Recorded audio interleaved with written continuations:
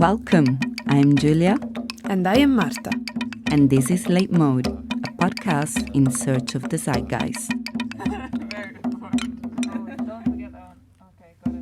Through a series of conversations, we explore the fragmented and hyper-connected modes of our current times. Hello everyone, I'm here with Marta. Ciao dear. If you have been following this podcast, you know that I co-host this whole series of conversation with Marta. 1 year ago, we decided basically that we wanted to produce this podcast, and we said that at the end of this 1 year, we will come back together to recap and to discuss what has come out of what we call the ruins of the LateMode podcast.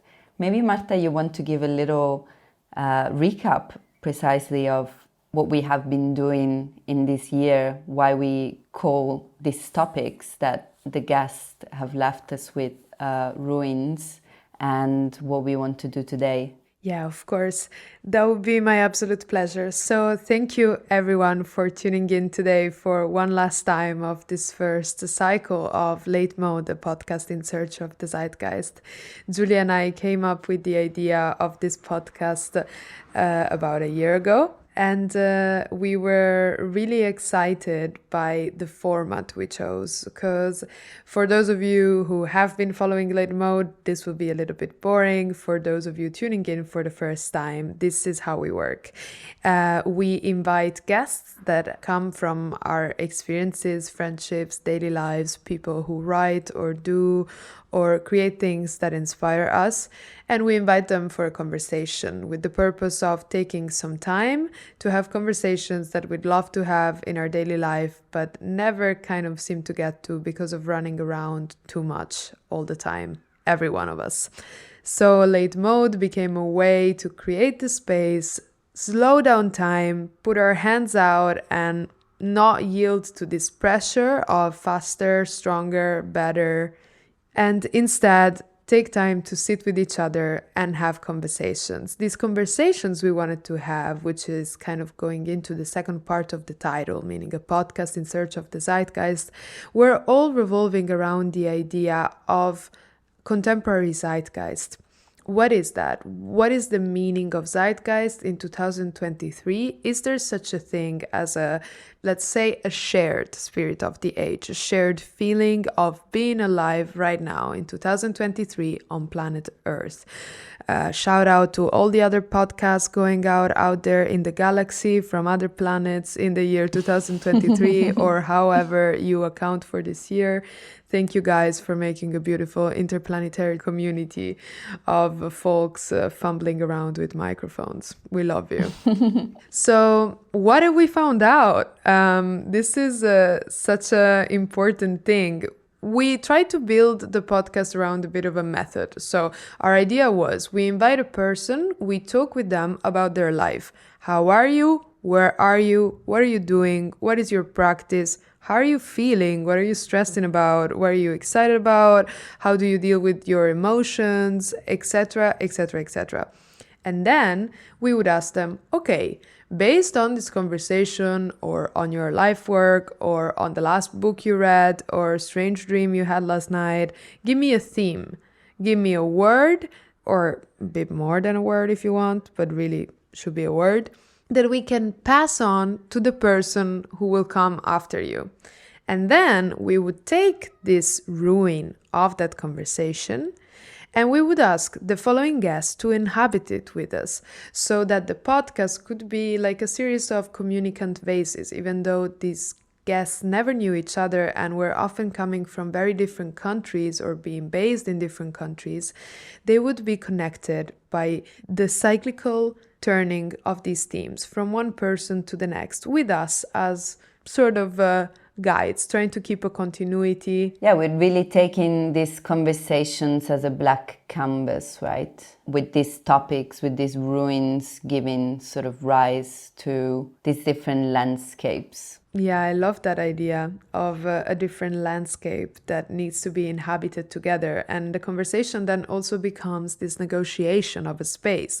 So together, through language, we make a new space. But this space is not an island. It's a space that is very much connected to the space that was here before between us and another guest. Or maybe even between different hosts, because we often alternated each other. And it would often happen that a conversation I had with a guest would then be passed on to Giulia and her guest, and then back and forth from different spaces and places in space-time. So the guests we talked to were based all over the world, from Lithuania to the Netherlands, the UK, Germany, Czech Republic, Portugal, Belgium, Sweden, Pakistan, Finland, New Zealand. We've been all over. And we've actually physically been all over. And with we, I mean Giulia. Giulia has been moving around a lot throughout this year. And she's been hunting down the best podcast guests for you all from all over the world. Who would have known, Marta? I remember during our first conversation, I was in Porto, and we thought that all of the conversations would take place from my living room in Porto. And who would have known that life would have taken me to all these different countries and to meet these amazing people that I recorded podcasts with. So it has been great. And I think it added also to the diversity that we were looking for, to have all these places kind of somehow brought together by this podcast. Yeah, because I feel like the podcast has been a journey in and of its own, but it's always nice to match a spiritual, emotional, diegetic journey with an actual journey. And since we are officially in the post-COVID era, I am so happy for you that you could actually do that. Yeah, it was great. I'm grateful. And I mean, not to mention, of course, all of the topics, all of these ruins that in itself, I think, was a journey through different concepts and different ideas of how these concepts are perceived by the people that we interviewed. Maybe we should give a rundown of these different topics, because I think it's beautiful to see how they sort of flow in a chronological order. I often found interesting to see what would come out of one topic that perhaps generally had a negative connotation, and then you would find that the following one has this beautiful, more positive sort of connotation. Do you want to just list them, and then we can maybe continue discussing them? Yes, let's do that. For the sake of drama and to look at this as an ordinate series, which of course it was not, nothing is, I think it's nice to list them all in one go and then pick them apart slowly. But I will say this about the first topic. We picked this topic in a very strange way. So we made a list of things that me and Giulia were interested in, a very long list. And then I wrote it down on paper and I picked the paper pieces apart. I folded them, I put them in a cup, and then I extracted one of these. Or did we both do that? No, you did it, Marta. There we go. I had forgotten. Well, it happens. It happens. It's been a year of a podcast. It's like a lifetime.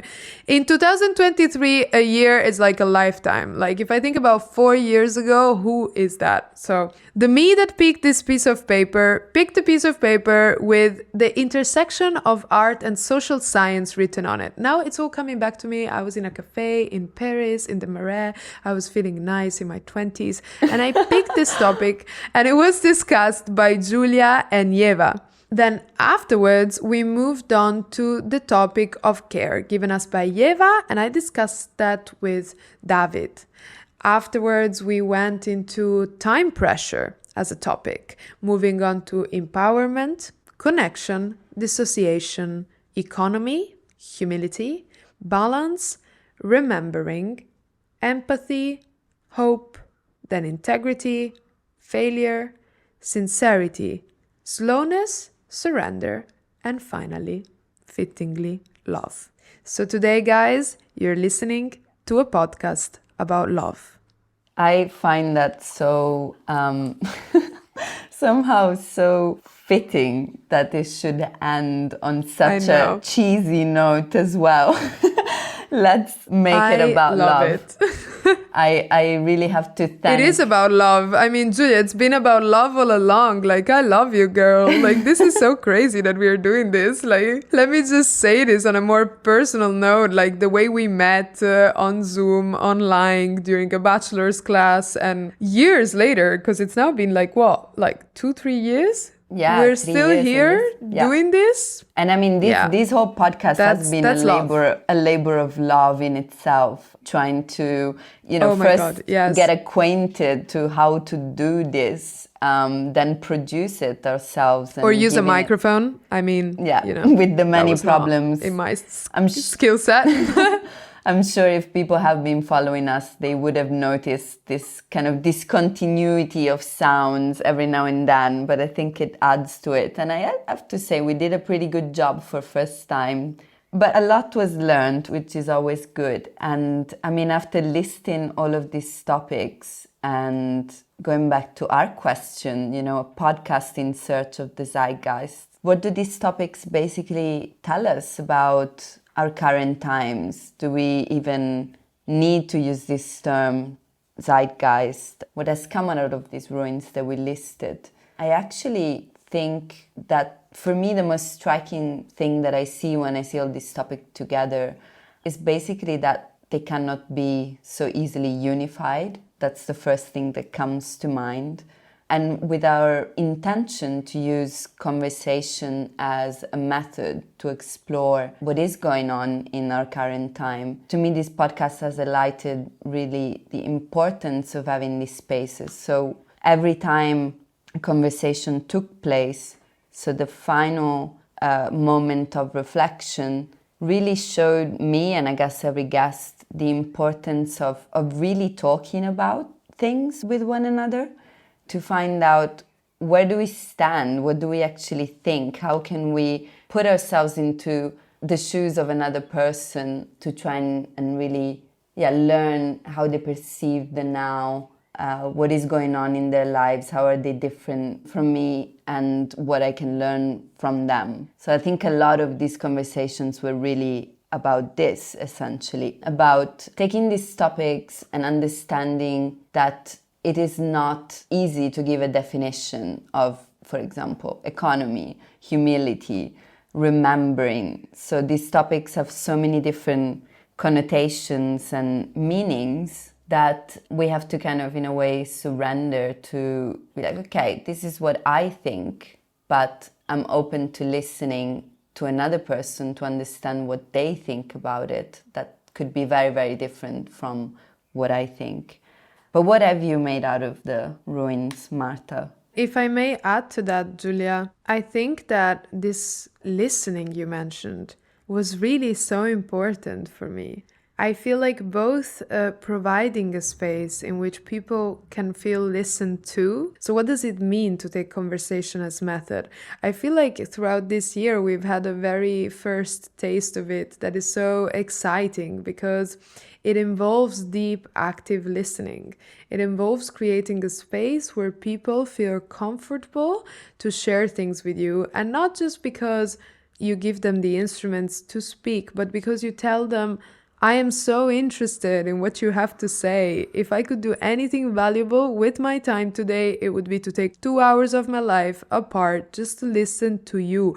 And not about listening to you for my confirmation bias because I have this one thing I want to discuss and I know you have the answer to it. But to discuss freely. I want to know how you're living and how you're doing. I also obviously have no idea what most listeners feel like about the podcast. So I hope you will let us know. I hope that you will use our contacts. We're going to give you a rundown before we close the episode off. And you can always find LateMode's website and get in touch with us through that, or get in touch with us personally via our Instagrams. But do get in touch with us and let us know how you've experienced listening to the podcast. And the fact that this stuff has come out, like, I don't know how it makes you feel, Giulia, but when I read these themes, I'm like, care, time pressure, connection, dissociation, balance, remembering, hope, integrity, failure, slowness, surrender, love. Like these resonate so deeply in the way that I interrogate my present, in the way that I go about my life on a daily basis, the way I structure my practice, what I hope to put out in the world, like questions about how to care for myself and the people around me while being really under very tight time pressure and feeling both like I want to connect to everybody like a giant cosmic octopus, and also this like desperate need to dissociate and find quiet time. Like I feel like I'm going through a rundown of what exactly is my experience, which is all I can talk about. Yeah, definitely. I agree with you, And Marta. you have the same. When I look at these topics, I'm like, yeah, is it me actually who listed them? It's quite a unifying experience, I think, this looking back. Like it makes me feel so close to all of the guests as a whole. I almost like embody all of these topics. I think humility, for example, is a really... I remember discussing this with Marius, who's a musician and an artist, and trying, as you were saying, for him to remain humble, yet trying to make it in this creative industry, trying to produce. And then all of these topics in themselves contain already all the others. So I found that every time we were talking about empathy, we were in a way talking also about empowerment or time pressure, or about caring. It was all contained into this understanding. Yeah, this would be for me the sort of more striking discovery. What was your favorite? Come on. Wow. I want to know. Spit it out, Giulia. What was favorite my child? favorite conversation or favorite topic? I think I really enjoyed talking about economy, which ties in what I was saying. I felt that because this word and this concept has a lot of weight and a lot of everybody talks about it all the time, and we never really stop to think about what are we actually talking about when we talk about economy. And we are talking about ourselves in this ecosystem of relations. And I think it was beautiful to go through this with Toby being so scared himself of this word, of being not able to talk about it out of this, sort of too humble position. In fact, he left the topic of humility. I also really loved the chat with Janine about slowness. It was coming towards the end of the podcast, this season that we're about to end.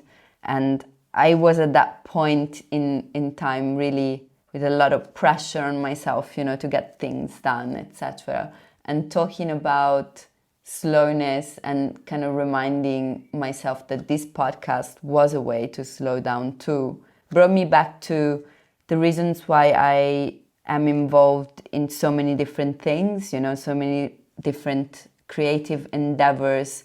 Janine, who's a potter and a really strong supporter of crafts and makers, and kind of thinking that we need to take time for those things to happen. We need to take slow time for ideas to develop and to enjoy them as well. So that was, I loved that one too. But I mean, I loved all of them. I just want to say that, you kind of...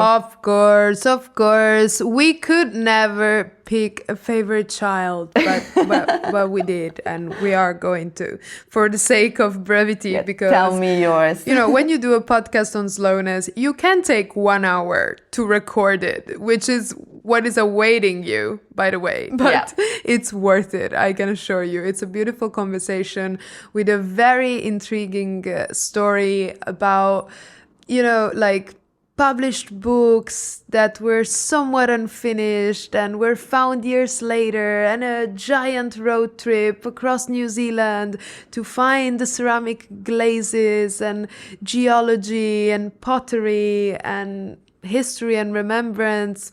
It's beautiful. It's like a movie. But for what concerns my favorite child, it is a difficult question because I think I struggle to make the distinction between the theme and how nice it was to discuss this thing, the conversation, and how nice it was to speak to this guest about something, and the concept, like how interested I am in this thing in general. So if I were to go with like how interested I am in something right now, I think it would be remembering. So the theme given by Renata at the end of our talk, because we were talking about remembering as in this physical embodied action of stitching together limbs again. And I was really interested in that. So as a theme in general, I think this is a very powerful theme. But I have a very soft spot for the conversation I had with Francisco Trento as well. Francisco is researcher at the University of Arts Helsinki, and although our theme was sincerity, and I don't know how good of a job we did at tackling that, when you put two neurodiverse people in the same conversation and they're both researchers who are excited about stuff, it tends to become a problem, like a beautiful problem, a shimmering, glistening, moving, changing thing, but yeah, to grasp it and bring it back to a general theme has proven to be really difficult. But what we did talk about with Francisco, which kind of stemmed from sincerity in a way, like if we are really, really sincere with ourselves, what is the fucking problem with this universe we're living? What is not working with this reality? And with Francisco, we felt it was the way that we conceive of space and time, as constructing these like very binary axes, like almost the graphs XY. And we were thinking we need to reinvent space and time together. This is of utmost importance, and it's almost an activist project. We need, and not me and Francisco, but we us, love, you, me right now, me and Giulia, me and you listener, Giulia and you listener, and you and your friends. We are in an urgent need of reinventing space and time for ourselves. Like these words we've been listing and whose validity we've been discussing together right now, space and time are also up for discussion. And we have to stop accepting being given this and spoon-fed these definitions in accordance to what neoliberal late capitalism needs from us. How do we reinvent it right now? And actually, Marta, this notion of reinventing comes up quite a lot in quite a few of the conversations that I had. Maybe not so much in terms of space and time, but for example, I remember talking about dissociation with Rosie and this idea of being an artist and somewhat expected to survive in this economy by basically just sorting yourself out somehow. But, you know, they're having this dissociation between the reality of you needing to survive in a place where you need money, and on the other hand, this idea of wanting to create meaningful work, and this separation, this dissociation, or this dissociation from the institutions that you believe in. She was talking about Greenpeace in this case, and how, you know, it used to be her dream job to work for them, and then realizing what this institution actually was, and feeling completely disillusioned by the reality of them taking action, which was so different from what they portray as their sort of image. Or also learning from Jonathan when we discussed, you know, the realm of AI, artificial intelligence, and how to make art with that, and what are the hopes of this new wave of modes of existence, basically these like different spaces, these digital spaces, and again comes up this imperative to reinvent in a way how we perceive these spaces, as maybe on my side think of those spaces as very different from mine, but then through this conversation you realize, well, actually, well, they look different, but they're not so different, like, you know. Yeah, and I mean, if we ever were to touch upon anything resembling an idea of a zeitgeist, so a current, common, shared spirit of the time, which, I mean, we talked about this many times, I don't think it's possible, but reinventing, reimagining, re-enchanting, a call to action that centers imagination, a pressing need to use what is there, the ruins, so not to forget, not to cast anything into oblivion, but to learn how to do something with these materials, cultural materials, aesthetic materials, materials that we've been hoarding for centuries, or in our actual lives maybe for years, in our studios, cupboards, desktops, hard drives, and libraries and museums.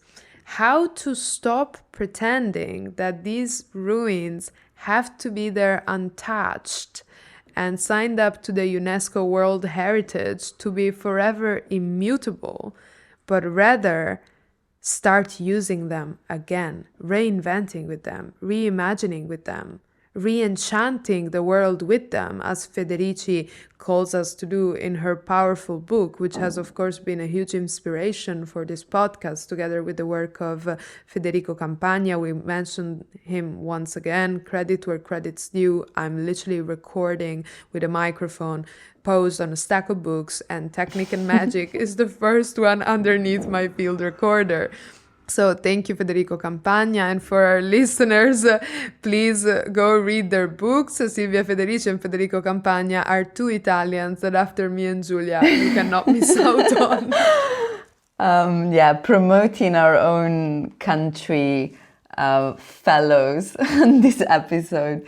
But interesting you mentioned Federico Campagna. I was, with respect to what you were just saying, thinking of an interview that I was reading where he was urging cultural producers to precisely leave behind ruins. This term, actually, we adopted it from Federico Campagna. Who knows who actually coined it in the first place? Maybe him. And urging cultural producers to leave behind meaningful ruins so that they can be inhabited again, but in a way that people can find their own way to inhabit them, to leave space for imagination, to leave the ground for new things to take shape. So what I see at the end of this podcast was that on one hand, we managed to create this little space where we gave people space to reimagine those concepts, but also on the maybe listener's side and on our side, now we have more bases to reimagine those concepts once again. And not just about reimagining the concepts themselves, but reimagining reality as we live it based on those expanded versions of concepts that we were gifted by the interception of other people in our play.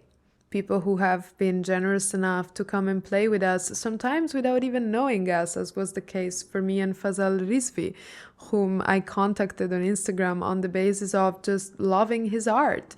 And this conversation we had with Fazal while he was in Pakistan and I was in Amsterdam about the work he does based on the memory of his family and his own heritage, reimagining of his own past. For me, it was like groundbreaking, and I feel like it left this kind of softness which now permeates the podcast as a whole. The conversation as a space of encounter in which we welcome one another. I hope that this can become a way, something that we take away with us, a way of being together in concepts as spaces. Maybe that's also a way of reinventing space-time, to not accept anymore this passivity in being given concepts, but rather to always have an engaged response to concepts, which I think is a bit what makes the work of Federici and Campagna so exciting. That the idea of a reimagining or of a re-enchanting, it denotes activity. It has an active component within it. It demands for you to be there with the theorist in that moment and to think actively together. And to be really present. I think that was really another great thing that came from this podcast. You can't have, as you were saying at the beginning, this active listening without your full presence. You need to be completely there. You need to be listening in order for this landscape to start appearing on this blank canvas. You need to listen to the other, respond, think about what do I think about what I just heard, and slowly give rise. So that for me was also one of the greatest gifts of these chats, was the presence of this 1 hour in which I was completely immersed into, as I am, right now, into the conversation. And I think thank you so much for bringing that up, Giulia, because I think that is such a beautiful way of thinking of an antidote.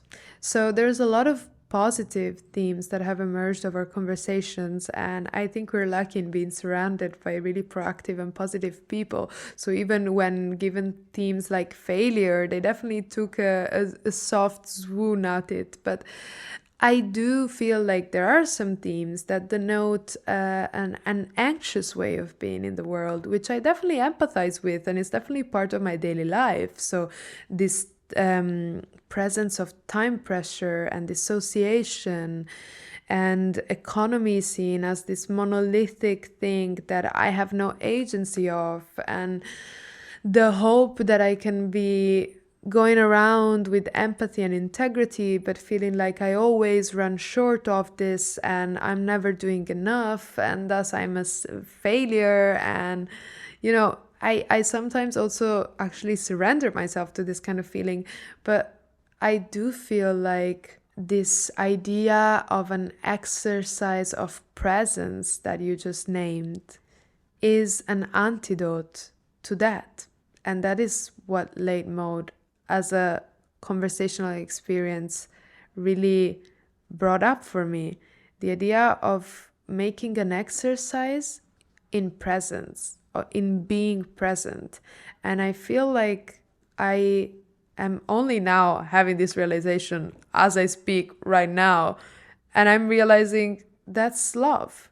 That's what love is to me, actually, when I think of it. An exercise in present, in being completely present with this other person. Yeah, and also with yourself. I think the best gift you can give to yourself, to be there and to be present. So to experience all that there is. And I guess what I really think about with this theme of love that we have been gifted with for our last episode is that, again, is one of these unifying themes that I've seen in all of the conversations. And this for me was something quite inspiring that perhaps I want to take into the next season of this podcast, to find that one way or another, each one of our guests was really trying to find a way to keep doing what they loved, or that each topic was taken into this loving care. And they were trying to explain these very abstract concepts out of loving perhaps what they were doing, or loving having this conversation. So I felt that love overall was, again, very present. Even though it's such a cheesy way to say it, it was present in all of these conversations that we had. I think that's a very beautiful way of looking at it, Giulia. Because we said this many times, our purpose is not to find a common experience out of all these very different and diverse experiences. But I do see that there is an interesting thing we share, and that is the determination to keep doing what we love in the face of external pressures and difficulties and changing time and harassing economies and encroaching realities. We all share an interest in finding tools to resist and to just keep doing things we love doing. And I think that's very beautiful, and it makes me feel in love with this work, with being able to provide this space for these conversations to take place and to have this conversation with you after so many guests, to finally come back to each other in this way. Because this is a podcast that is also a labor of love, not because it is natural, but because we do it because we want to. We have no sponsors, and all of this is a self-founded fun. So thank you all for being part of this fun. This is a podcast that is also a labor of love and technology. Yes, love and technology might be the next title of our podcast. For now, though, can we please take a moment to look at the actual title of our podcast? Because I have to say, I am surprised and moderately outraged that nobody came for us this whole time. Like, we've put this like absolutist 19th veering on the 18th century concept at the heart of our podcast by calling it a podcast in search of the Zeitgeist, and none of the hypercritical, super informed, beautiful guests we had came for it. Like, not one person was like, by the way, why is this in your title? This is absurd. There is no such thing as a Zeitgeist anymore. Only an old white German dude could think so, blah, blah, blah, blah. Whereas, like, I haven't heard from anybody. Like, nobody has approached me in the streets saying, girl, nice that you're doing this podcast, but like, what a stupid title. Like, what do folks actually think? But how many people that you spoke to did not know what the Zeitgeist was as a word, as a concept in itself? Yeah, that is a good question. I mean, I feel like I do not know, because I feel like the Zeitgeist comes from this academic tradition of violence that is how does Popper call it? Non-falsifiable. Like, you hear a word like Zeitgeist and you're like, oh God, I'm stupid. Oh Lord, I'm dumb. I don't know what that means. I better shut up and pretend that I do indeed know what it means. So I haven't actually had a lot of people be like, oh no, I don't know what it means. What is it? Because I guess it's also just kind of a term that doesn't really engage that kind of conversation, that is like Zeitgeist. And everybody's like, it feels important. And so would you say that, so this definition, would you apply it to this term Zeitgeist, or would you just rather, so would you change in a way the meaning of what Zeitgeist means, or would you rather ditch the concept and hope that at some point somebody's going to come up with a better word to define this? Yeah. I think that our method is been proven to be scientifically worthy. I don't want to ditch it and I don't want to use it. I'm going to just leave it there to go to ruin in my eyesight, in my peripheral vision. And once it's nice and decomposed and there's worms and maggots and I threw the compost of many dinners on the Zeitgeist, then I'll be interested in using it again to reimagine something new, hopefully together. Nice. I am definitely looking forward to many more collaborations, Marta. Same for me, my love. I also want to take... I want to take the time to thank all of the people who were involved in the production of this podcast, starting from João Parede, who designed the concept of our covers and made most of them. Thank you, João. They're beautiful. We love them. Thank you. Hopefully some funds will come your way very soon. And also want to thank our editor, our sound editor, Jack Lang Aiken. God bless you. Really a savior telling us off every time we misplaced microphones and did very stupid things. Thank you, and Jack. He somehow fixed it. It wasn't perfect, but we all learned from it. I want to maybe leave this conversation with some hopes for the future. We still don't know which form this podcast will take, but for sure it will continue. So if you're listening, stay tuned. You will find more information on our website, LateMode.net, or you can subscribe to our newsletter. There will be a link in the podcast description. And yeah, I mean, I hope to bring many of the things that we discussed in this conversation into the next season of this podcast. And I hope that whoever is tuned in right now would also join this other adventure. So yeah, thank you. Well, I am really, really excited for that, Giulia. I think I will be taking the role of a listener for the upcoming season of Late Mode, as my schedule is running up behind me. And if there's one thing that this experience has taught me, is that I need more time to be with the people in my life. So I'm gonna have the great pleasure of actually being with Giulia in real life in Amsterdam, where she's gonna be moving soon. And I'm gonna have the pleasure of listening to her voice live. But please do let us know, if you are listening and have been listening, how this journey has been for you. Because, you know, this is a podcast, so obviously all we see mostly is each other and our guests on Zoom. We don't actually ever get to see you or interact with you as an audience, and we would love that so, so much. So thank you for being with us and being awesome listeners. We hope we have done the work of listening well enough ourselves. It has been a most wonderful experience. Pleasure is mine, and yeah, until the next adventure. Ciao. Ciao. We made it.